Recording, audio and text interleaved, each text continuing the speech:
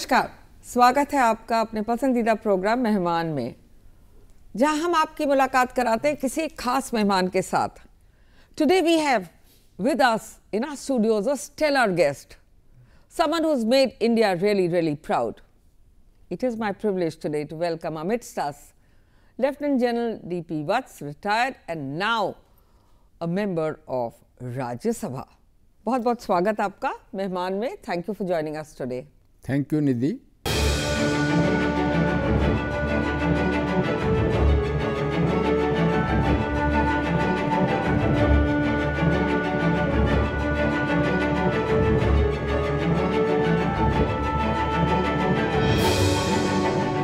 मैं चाहती हूँ कि सभी लोग एक ग्लिम्स देखें उस ओकेजन की which is momentous in your life when you got the PVSM from the President of India.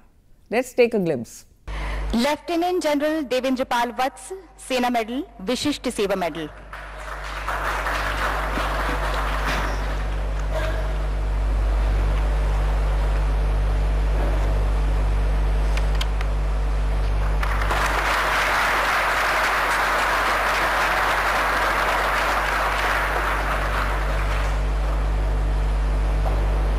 आपके मिलिट्री कैरियर में you were given the commendation card, then you were given a host of other medals like the PVSM, the VSM. What would you like to say about those medals and how did you feel when you were awarded? How did I feel when I didn't get it? I will begin with that. I am basically a medical educationist, eye specialist.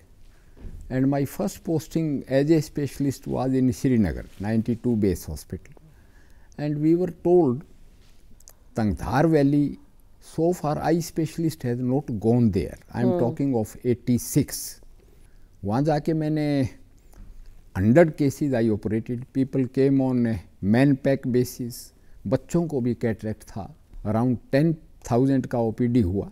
I went on temporary duty. I was not recommended for the service medal, while people got it also from that event.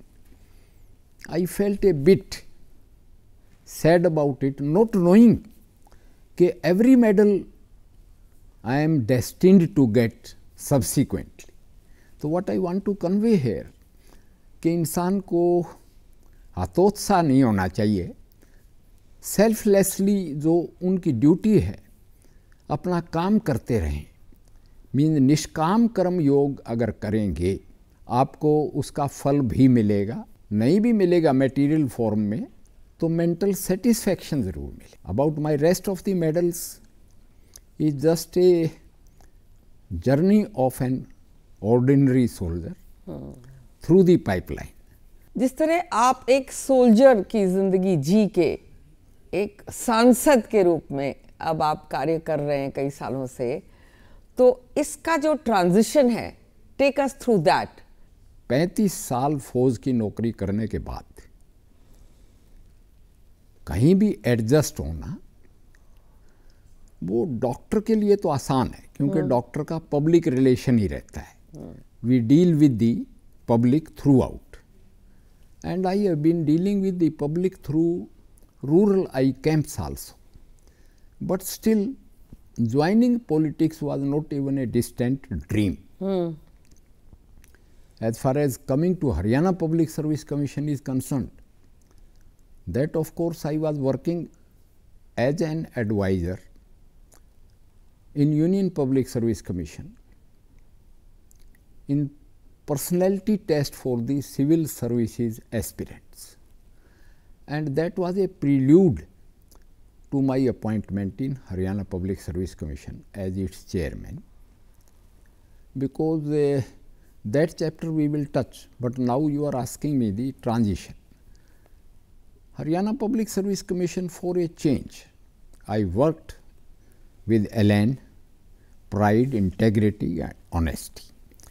A group of military officers from Chandigarh Tri-City came to me when I took over Haryana Public Service Commission. That there are certain things we don't expect from a senior army officer, and that is the breach of trust and integrity. When I retired, the same group came again and they told me, you have done even better than what we have accepted. Means expect जो उन्होंने किया, जो उनकी उम्मीद थी उससे भी बेहतर. That was their remark, and that was a prelude to my joining politics also, because जब मेरा फेयरवेल कम अभिनंदन समारोह मेरी होम टाउन हांसी में हुआ, तो that changed into a big rally.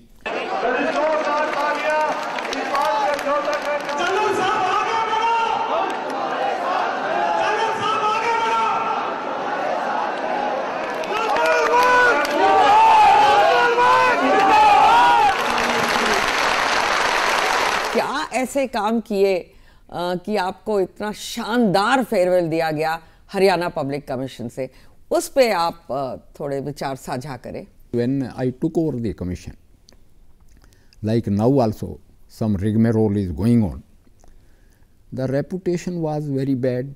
Commission was dismissed by presidential reference to the Supreme Court, and there were vacancies about which selections had to be recommended, means class 2 onwards, and I had the experience of selecting even that also personality test of the civil services officers, IAS, IPS, IFS, IRS, etc. That played very handy to me to run the Haryana Public Service Commission, and there also conducting interviews, giving immediate results, fair results as per their academic record, their sports record, their extracurricular activities record. People liked it very much because it was just for a change. So that was the take-off point what public at large liked in Haryana, because they had not seen it earlier, and it converted my Abhinandan cum farewell, changed into a big rally at my own place. That was the starting point for politics. When the take-off point came, General V.K. Singh approached me to join BJP, and in principle I joined. I was running a medical college at my home place, Hisar, my home district and now nodal district. And one fine morning, that is also on Sunday, I got a call from the party president, Mananiya Amit Shah ji, that now we want you in Rajya Sabha and you prepare your papers. And I was elected unopposed from Haryana. Of course, having been assigned this job, now I am trying to do my bit here also. Means what my party entrusts me to speak on the issues, I do it in Rajya Sabha. General Vats, आपने बहुत काम किया है खाप पंचायत पे. You have been advocating intercaste marriages. आपने जद्दोजहद की है सुप्रीम कोर्ट के साथ, 5 साल की जद्दोजहद की है. तो क्या निष्कर्ष निकला इसका, और आप किस तरह इस पूरे प्रोसेस को देखते हैं? First, I was born in khap land. My father was a khap chaudhary, though he was a school teacher.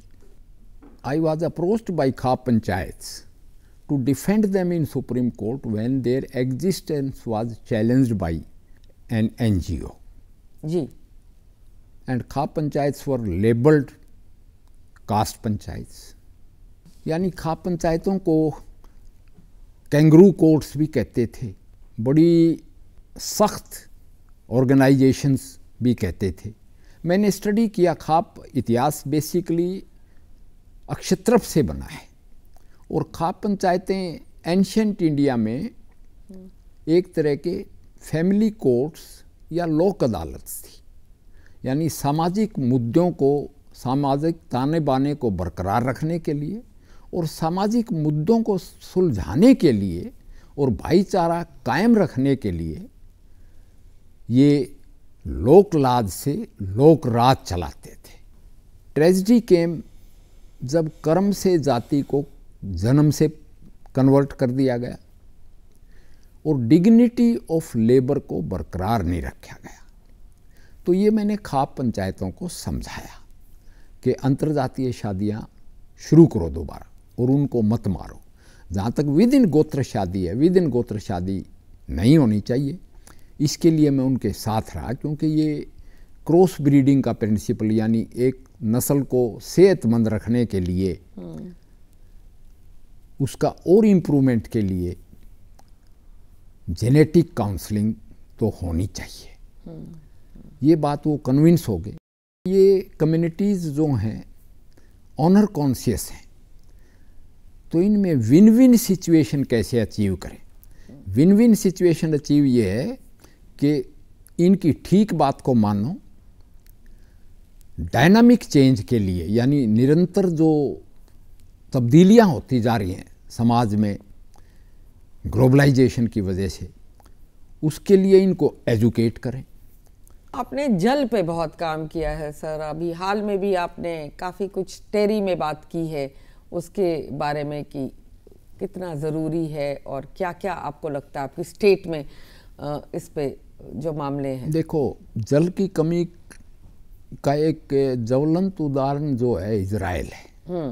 उन्होंने ड्रिप इरिगेशन से, यानी एक बूंद एक दाना के प्रिंसिपल से अपने देश को कामयाब किया है कृषि में भी। और हमारा 80% पानी बारिश के मौसम में समंदर में बह जाता है। तो I am keen for a better water management and to resolve inter state disputes on the distribution of river water. जैसे सतलुज यमुना लिंक कैनाल की बात है, मेरी स्टेट इससे अफेक्टेड है डायरेक्टली।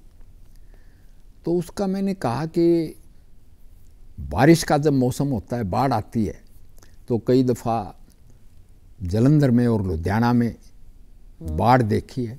फिरोजपुर तो वाटर लॉक्ड हो ही गया और पानी पाकिस्तान में बह जाता है। जबकि हमारा सदर्न हरियाणा खासकर बारिश के मौसम में भी सूखा रह जाता है। इसलिए inter state water disputes tribunals भी बनी, फैसले भी हुए, सुप्रीम कोर्ट ने भी फैसले दिए, मगर वो लागू नहीं हो उसके। तो पानी की किफ़ायत, पानी की स्टोरेज और पानी का इक्विटेबल डिस्ट्रीब्यूशन, इस पे मैंने पार्लियामेंट में बोला था जी। और उस पे जल शक्ति मंत्री, क्योंकि हमारे जो प्रेजेंट जल शक्ति मंत्री हैं माननीय शेखावत साहब, गजेंद्र सिंह जी, वो खुद ऐसी स्टेट से ताल्लुक़ रखते हैं जिन्होंने वाटर मैनेजमेंट किया। राजस्थान तो मशहूर था कैद साली के लिए, बारिश ना होने के लिए, मगर वृक्षारोपण करके, डैम्स बना के हमने बाड़मेर और जैसलमेर में और जोधपुर में भी बाढ़ देखी, which is a very big change. बिल्कुल।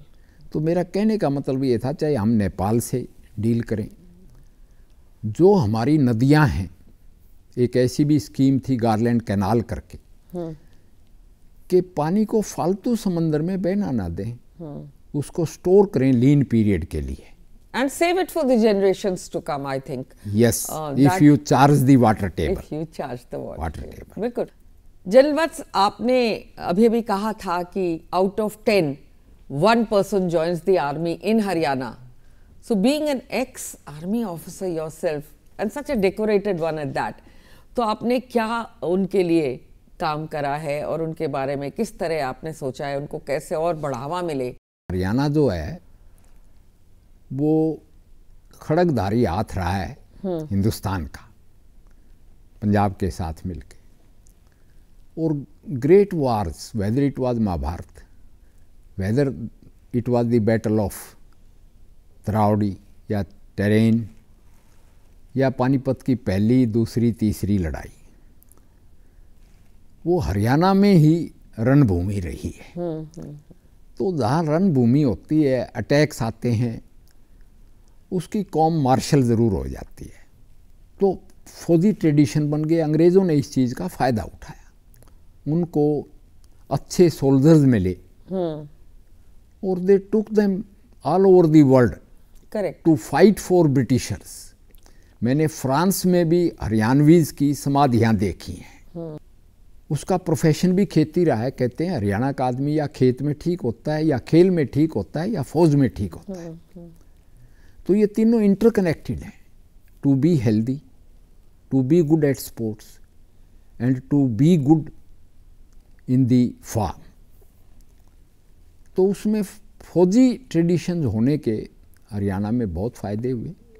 यहाँ के खेल आगे बढ़े, फौज के थ्रू आगे बढ़े, क्योंकि पहले सारे खिलाड़ी फौजी बैकग्राउंड के हरियाणा के रेसलर्स, चाहे बॉक्सर्स, चाहे उदय चंद, चाहे मेहताब सिंह, चाहे चंदगीराम, चाहे लीलाराम, चाहे सज्जन, वो सब फौजी थे। अभी भी वही ट्रेडिशन चला जा रहा है। नीरज चोपड़ा या कोई भी नीरज चोपड़ा भी, पूनिया भी, हाँ, ये भी अभी फौजी हैं। और फौज के काउंट करें तो हरियाणा के मेडलों में काफ़ी शामिल हैं और पूरे हिंदुस्तान में ही शामिल हैं। तो उसमें मैं ये कहूँगा कि फौजी ट्रेडिशन चलता रहा। इसमें मैं पर्सनल एग्जांपल भी दूंगा। मेरे परिवार में भी अराउंड 15 फौजी हैं।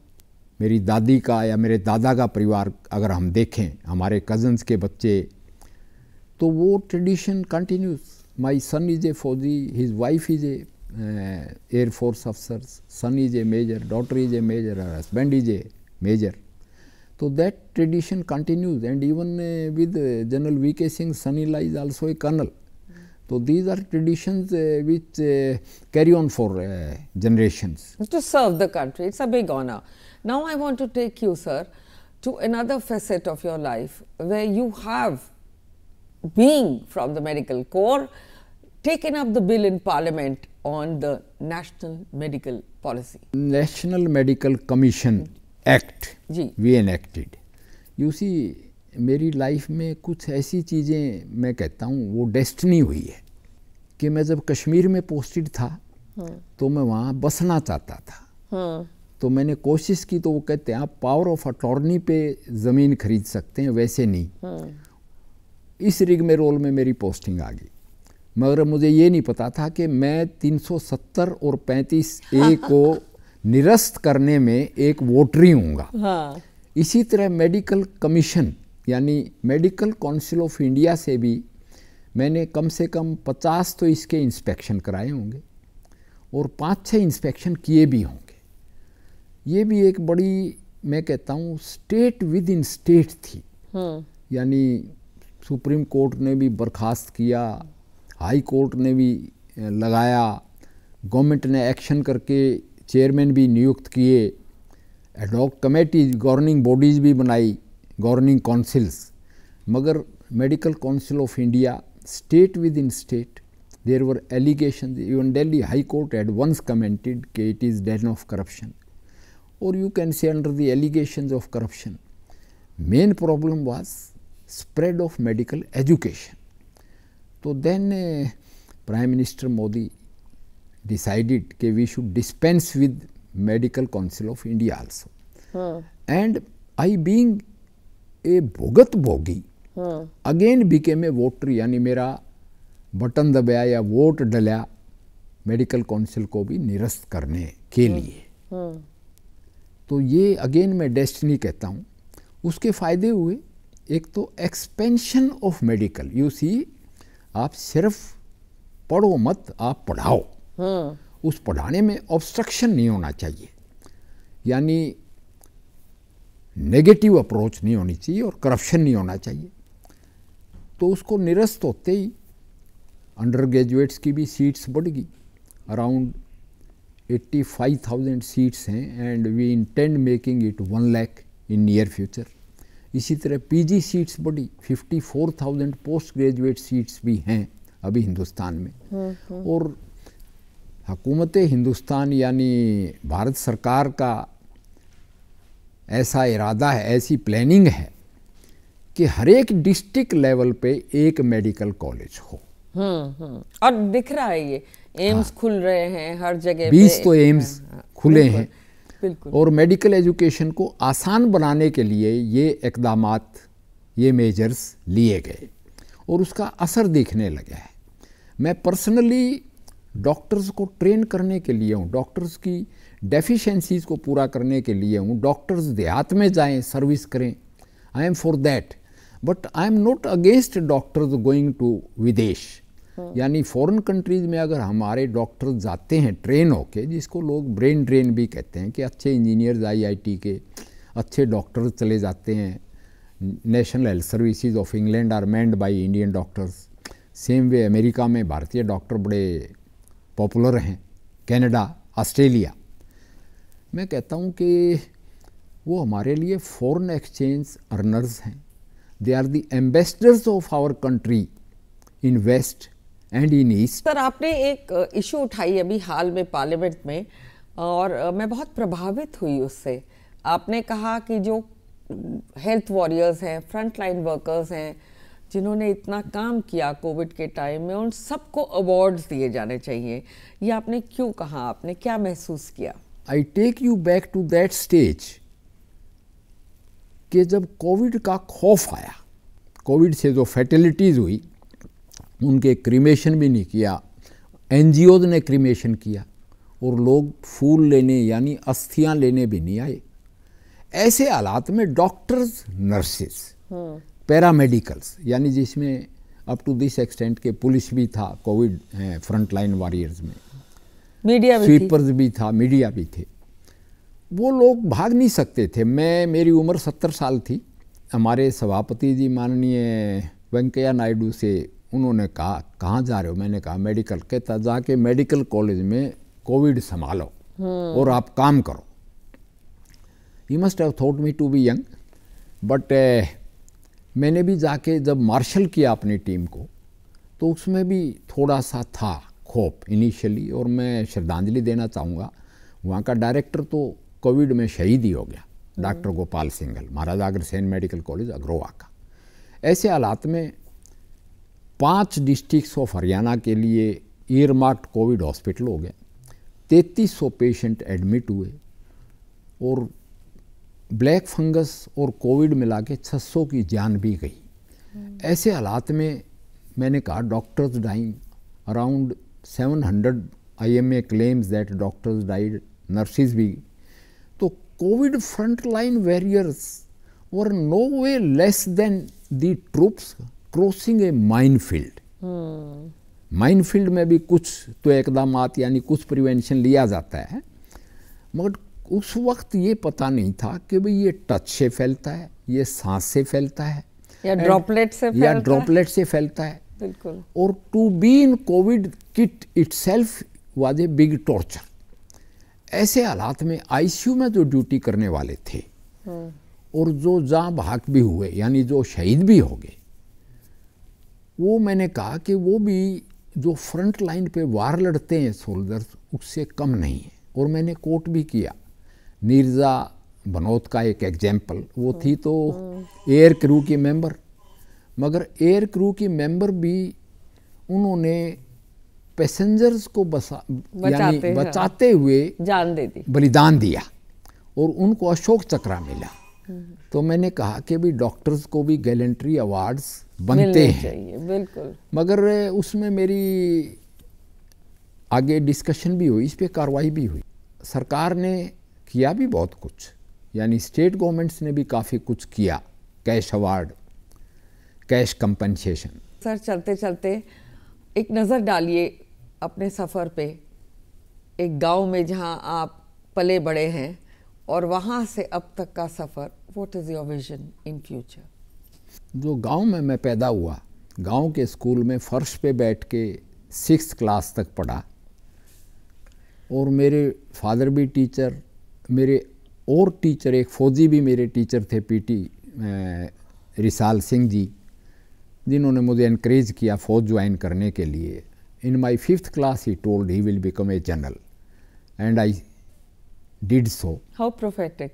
And so was my father very keen for me to become a doctor.